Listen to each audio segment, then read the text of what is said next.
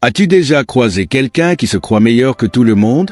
Cette personne qui te fait sentir plus petit juste par son attitude arrogante? On connaît tout ce genre de comportement. Mais aujourd'hui, on va voir comment, grâce aux enseignements du stoïcisme, tu peux rester calme et maître de toi, même face aux personnes les plus orgueilleuses. Le stoïcisme, cette philosophie millénaire, nous enseigne que la vraie force, c'est de contrôler nos émotions, peu importe ce que les autres disent ou font. Alors, comment réagir face à l'ego de ceux qui se croient au-dessus des autres? Comment garder ta paix intérieure sans te laisser emporter? Dans cette vidéo, on va explorer ensemble pourquoi certaines personnes se croient supérieures, quelle est la réponse stoïcienne à adopter, et surtout, quelle technique tu peux utiliser pour rester zen face à leur arrogance. Prêt à découvrir la sagesse des stoïciens? C'est parti! Premier élément, pourquoi certaines personnes se croient au-dessus des autres? Alors, pourquoi certaines personnes se croient-elles au-dessus des autres?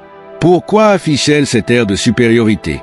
Il y a plusieurs raisons derrière ce comportement, et elles sont souvent plus complexes qu'il n'y paraît. Pour certains, c'est une question de manque de confiance en soi. Paradoxalement, des personnes arrogantes ou condescendantes peuvent masquer une profonde insécurité.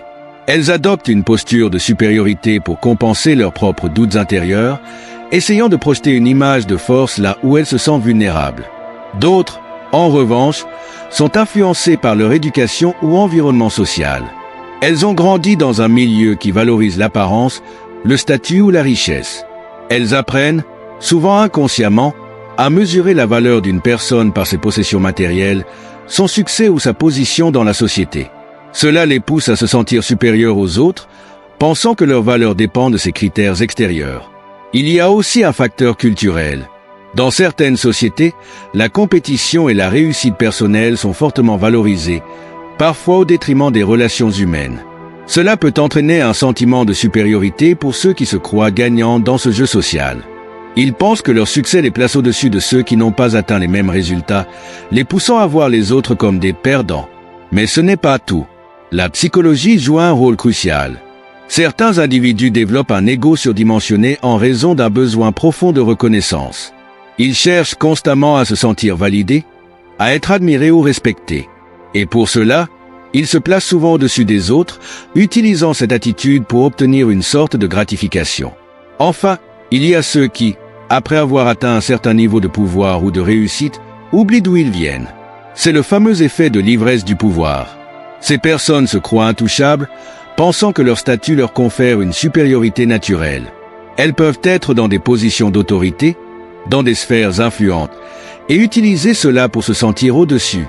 Ce comportement est souvent nourri par l'idée que les différences sociales, financières ou professionnelles définissent la valeur d'une personne. Ce qui est loin d'être vrai. Mais pour ceux qui se croient supérieurs, c'est une réalité dans laquelle ils sont enfermés. En résumé, que ce soit par insécurité, éducation, environnement social ou par le jeu du pouvoir, ce sentiment de supériorité est souvent une façade. Une armure fragile que certains portent pour se protéger de leurs propres faiblesses. Mais toi, en tant que stoïcien, tu n'as pas à te laisser affecter par cela. Tu peux voir au-delà de cette façade et garder ton calme, comme nous allons le découvrir dans la suite de cette vidéo. Deuxième élément, la réponse stoïcienne. Garde ton calme, reste maître de toi. Alors, comment répondre face à ces comportements de supériorité sans perdre ton sang-froid? La réponse se trouve dans la philosophie stoïcienne. Garde ton calme, reste maître de toi. Le stoïcisme nous enseigne une vérité fondamentale. Nous ne contrôlons pas ce que les autres pensent ou font, mais nous avons le contrôle absolu sur nos propres réactions. Cette idée, si simple mais puissante, est au cœur de la sagesse stoïcienne. En d'autres termes, peu importe à quel point une personne essaie de t'intimider avec son arrogance ou sa condescendance, tu restes le maître de tes émotions. Prenons l'exemple de l'empereur romain Marc Aurèle, l'une des figures les plus emblématiques du stoïcisme. Dans son livre « Penser pour moi-même », Marc Aurèle rappelle constamment que nous devons accepter ce qui est hors de notre contrôle et nous concentrer uniquement sur ce que nous pouvons maîtriser. Quand quelqu'un essaie de te rabaisser, souviens-toi, ce qu'ils disent n'a aucune importance, c'est ta réaction qui compte. Lorsque tu fais face à quelqu'un qui se comporte de manière supérieure, le premier réflexe que tu devrais avoir est de prendre une respiration profonde et te rappeler que leur opinion ne te définit pas. Ce n'est qu'une perception, souvent faussée par leur propre ego. Le stoïcisme t'invite à ne pas réagir avec colère ou frustration, mais plutôt à rester impassible. En agissant ainsi, tu démontres une véritable force intérieure. Mais comment y parvenir concrètement? Une technique stoïcienne clé est de pratiquer l'indifférence aux choses extérieures. Pour un stoïcien, les richesses, le pouvoir ou l'opinion des autres ne devraient pas affecter notre bien-être intérieur. Si quelqu'un se croit supérieur à toi, cela ne change en rien ta valeur. L'essence même de la sagesse stoïcienne réside dans cette idée. Ta valeur ne dépend pas de l'évaluation des autres, mais de tes propres actions et de ton propre jugement. Si une personne te critique ou te regarde de haut, demande-toi, est-ce que cela change qui je suis? La réponse est non. Comme l'a écrit Épictète, un autre grand stoïcien. Ce ne sont pas les événements qui troublent les hommes, mais les jugements qu'ils portent sur ces événements. Tu as le pouvoir de décider de ne pas laisser ces comportements t'atteindre. Et ce calme que tu choisis de garder, c'est là où réside ta véritable puissance. En restant maître de toi, tu montres à la personne arrogante que leur comportement n'a aucun impact sur toi. C'est un signe de véritable confiance et de maîtrise de soi, quelque chose que peu de gens possèdent réellement. Le stoïcisme t'invite également à voir ces moments comme des opportunités d'entraînement. Chaque fois que quelqu'un essaie de te rabaisser ou de se montrer supérieur, c'est l'occasion de pratiquer ta philosophie. Tu apprends à mieux gérer tes émotions, à renforcer ton calme intérieur et à devenir un véritable stoïcien dans l'âme. En fin de compte, la réponse stoïcienne à l'arrogance est simple: garde ton calme, maîtrise tes émotions et souviens-toi que ta valeur ne dépend que de toi. Comme le disait Sénèque, personne ne peut te blesser sans ton consentement. Alors, la prochaine fois que tu feras face à une personne arrogante, reste centré sur toi-même et montre ta force intérieure en choisissant de ne pas réagir. Troisième élément, technique stoïcienne pour rester zen face à l'ego des autres. Maintenant que tu comprends l'importance de garder ton calme face aux comportements arrogants, voyons ensemble quelques techniques stoïciennes concrètes pour rester zen face à l'ego des autres. La première technique que tu peux utiliser est celle de la dichotomie du contrôle, un principe fondamental du stoïcisme. Il s'agit de distinguer clairement ce qui est sous ton contrôle de ce qui ne l'est pas.